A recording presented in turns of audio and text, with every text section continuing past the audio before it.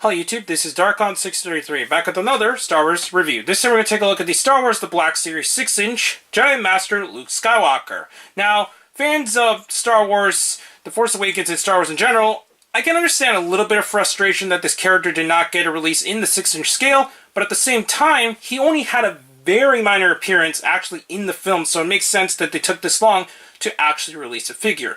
Now, outside of that, I have to say right off the bat, this figure is kind of disappointing. It doesn't really have much going for it, and we're actually going to take a look at it in a minute, but it just seems like they could have done a little bit better to add a little bit more of a push for this particular figure to make it a little bit more worth it. Anyways, we're going to take a look at the box. The box is in the standard 6-inch Black Series scale.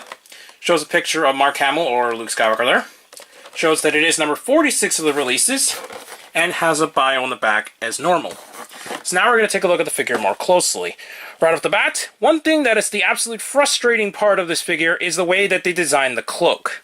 It is weird that a lot of the other figures that they released over the years had a much better style cloak, even though it really looked kind of poofy at times. This figure suffers from something that's kind of worse than just the poofiness of design. And that's because of the way that the cloak is designed. You kind of need to play around with the little strings that are attached inside the cloak itself and kind of tie it around in a certain way so that you can actually keep the cloak on. Otherwise, it's just going to fall off all the time since it's not really secured on. The way that I did it is that I tied it around the neck and then I tied it around the back and just kind of tied it there. So now it looks like it's just having the cloak on, so that's pretty much covers that. You can still use the cloak like normal, but that is just one way I found to actually keep the cloak on. Underneath, obviously we do have a fully sculpted figure. So, in terms of overall sculpting, I think this is well done. It's just, unfortunately, similar to something like Palpatine and so on, the articulation really gets hindered because of the overall design of the cloak, or should I say the suit itself. The head sculpt, though, is actually a pretty good likeness to Mark Hamil, so I think they did a fantastic job in my opinion, especially for a $20 6-inch scale figure. He has ball jointed head, which can be a little bit hindered just because of the overall shape of the head, but it's not too bad. He has full joints at the shoulders, same type of joints at the elbows. He does have same joints at the wrists, even though this hand obviously is the mechanical hand since he lost it in Empire Strikes Back. He does have kind of a weird waist joint since it kind of likes to snap back into place of mine. I think it's just not ready to move around too much. Okay, it looks like it finally loosened up. You can crunch it a bit, although you're not going to get a whole lot. And then obviously the legs is where it suffers the most.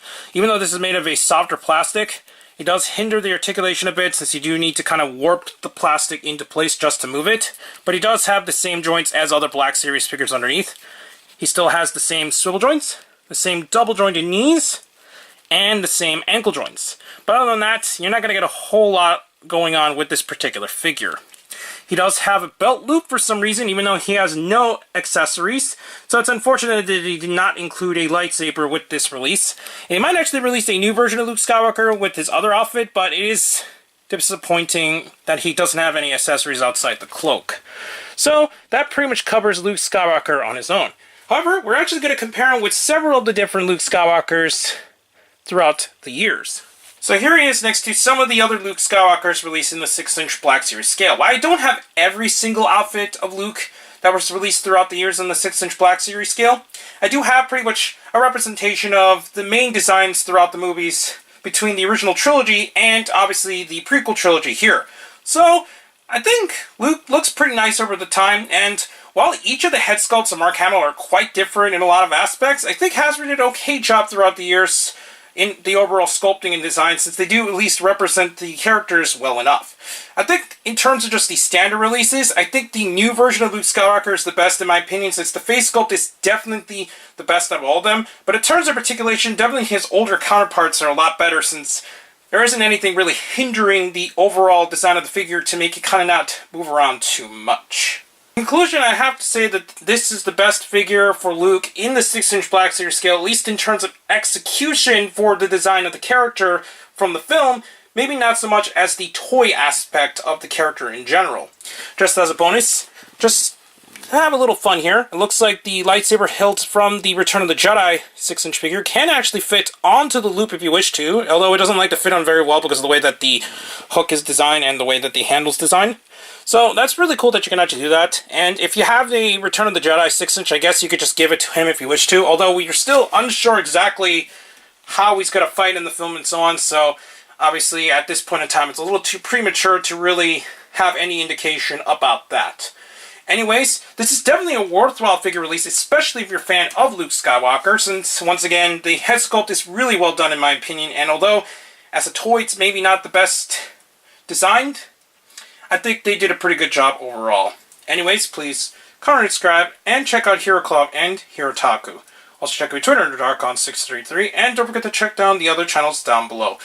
Please check the little bell at the bottom of the screen in order to see my content go up as soon as possible. I'm back with more Star Wars reviews. For now, I'll be seeing you later, YouTube. Bye.